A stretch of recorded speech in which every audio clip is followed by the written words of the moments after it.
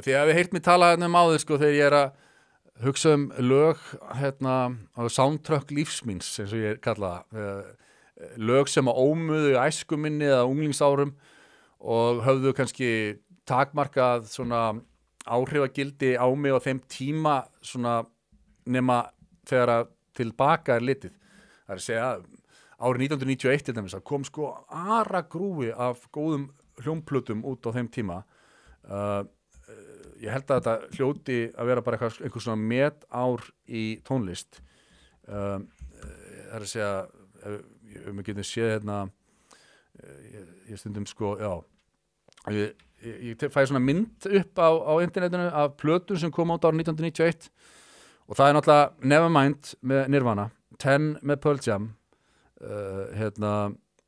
Soundgarden, hvað heitir hún aftur þessi, Soundgarden, Bad Motor Finger, R.E.M., Out of Time, Smashing Pumpkins, Gish, og svo framvegis. Ég bara taka þarna algjör á handófi og Red Hot Chili Peppers, Blood Sugar Sex Magic, Guns N' Roses, Use Your Illusion. Þetta bara fáránlega sterkt plötuár.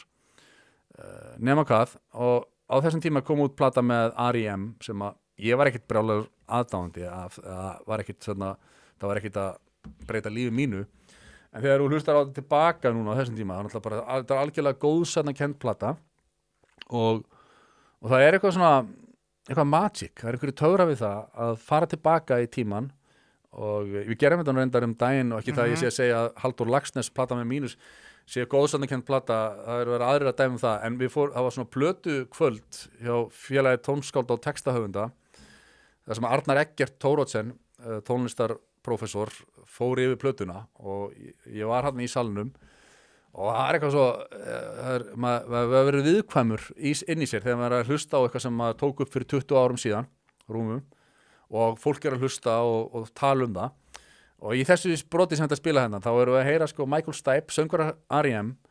það spila fyrir hann sko búturinn hvernig hann að syngja í þessu þetta er bara, það eru hughrif í þessu skulum sjá þetta stutta skemmtilega brot.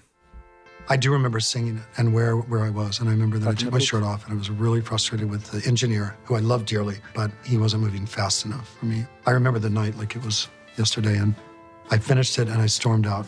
Like I had a little, operatic hissy fit. Can I play your vocal? Solo? God. Is there reverb on it? Oh, life is bigger. It's bigger than you, and you are not me. The lengths that I will go to, the distance in your eyes. That's hard. It's still hard to hear. It's hard to listen to. Why is that?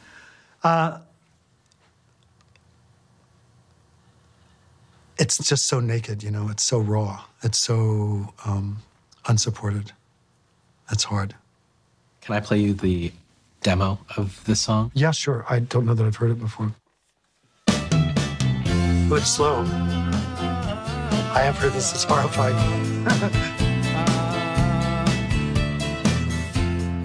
Michael is always embarrassed when he hears these demos.